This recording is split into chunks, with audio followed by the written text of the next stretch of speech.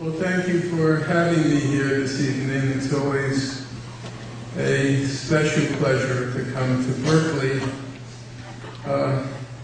if for no other reason, the weather. And it's also the last evening of my tour together with Loki and Jody. They're returning to the UK early tomorrow morning.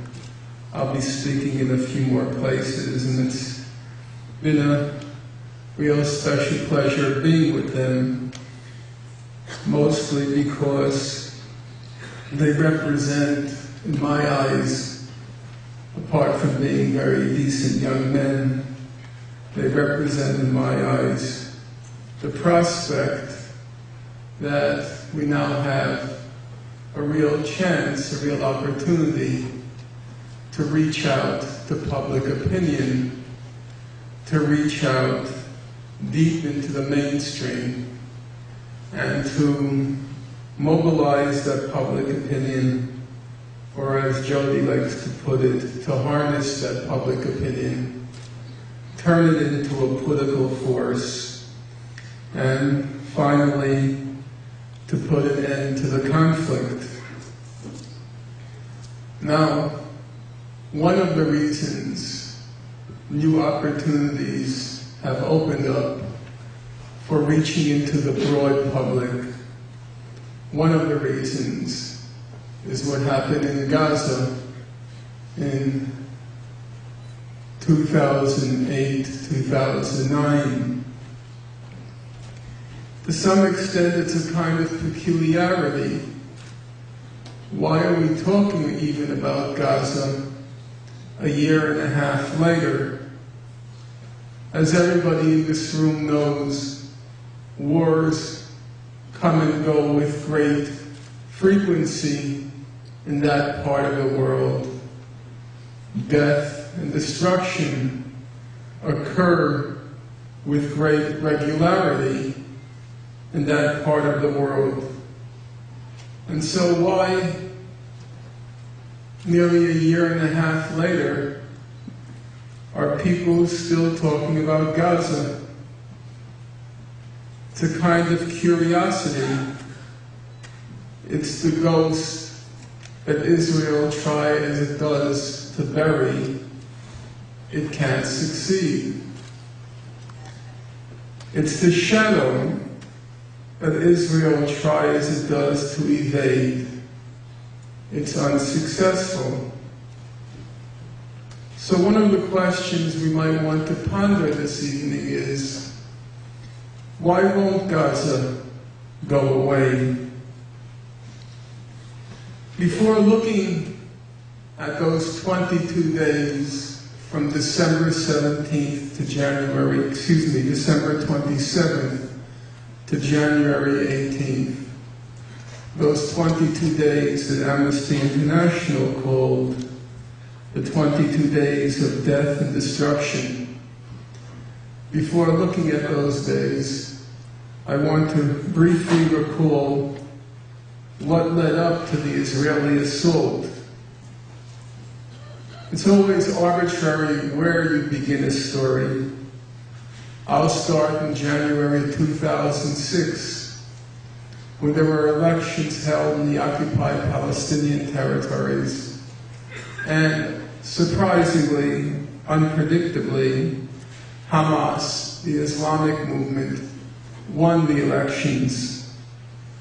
Former President Jimmy Carter, one of the international observers, he said the elections were completely honest and fair.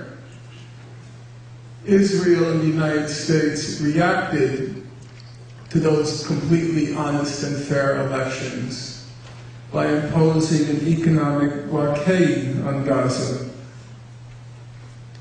In June 2007, the United States, Israel, and some elements among the Palestinian Authority, they attempted a coup against the legally elected government.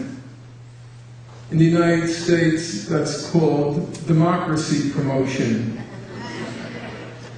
Hamas wasn't too keen on this latest American exercise in democracy promotion. It sent the Palestinian elements packing to the West Bank, and it took full control over Gaza.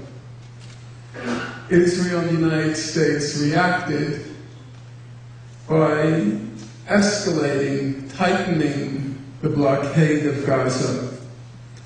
A blockade which Amnesty International now called a flagrant violation of international law.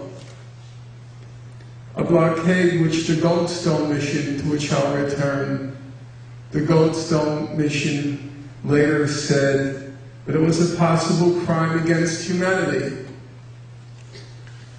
During these months, the former UN High Commissioner for Human Rights, Mary Robinson, she journeyed to Gaza, and she said, and now I'm quoting her, "Gaza's whole civilization has been destroyed." I'm not exaggerating. Its whole civilization has been destroyed. In June 2008, Hamas and Israel entered into a ceasefire brokered by Egypt, and each side had obligations to meet under the ceasefire. Hamas had to stop its rocket and mortar attacks on Israel, and Israel had to gradually lift the blockade of Gaza. The blockade which was a flagrant violation of international law. The blockade which was destroying a civilization. According to the Ministry of Foreign Affairs, the Israeli Ministry of Foreign Affairs, and now I'm quoting it, Hamas was careful to maintain the ceasefire. Hamas was careful to maintain the ceasefire. It is true that what Israel calls rogue terrorist organizations, not Hamas, but other organizations, it's true that some rogue terrorist organizations in Gaza did not honor the ceasefire. But Israel said, and Hamas enforced the ceasefire on the rogue terrorist organizations with a great deal, although not complete success. So Hamas was careful to maintain the ceasefire, but Israel reneged on its obligation to lift the blockade. The blockade, which was a flagrant violation of international law. What happened next? The record is very clear. There's no ambiguity or controversy in what happened next. All you have to do is open up Amnesty International's yearbook for 2008. You turn to the entry for Israel and the occupied Palestinian territories, and you'll read this. A ceasefire agreed in June between Israel and Palestinian armed groups in Gaza. It held for 4.5 months, but it broke down after Israeli forces killed 6 Palestinian militants in airstrikes and other attacks on 4 November. Hamas honored the terms of the ceasefire. Israel reneged on its obligations. And then Israel patiently waited. It waited until our election day, November 4th, when the attention of the media and the public was riveted to the result of the historic election. And on that day, Israel went into Gaza, and it killed several Palestinian militants, knowing full well and wanting the ceasefire to break down. Because for many months, indeed for more than a year, it had planned an attack on Gaza, and it needed a pretext. and it created a pretext on November 4th. The ceasefire broke down, but you know these Islamic fundamentalists, these lunatics, irrational, crazy, unpredictable, whatever. Well, Hamas, it kept saying till the end of December, we want to renew the ceasefire. We want to renew the ceasefire. But Israel has to implement its obligation to end the blockade.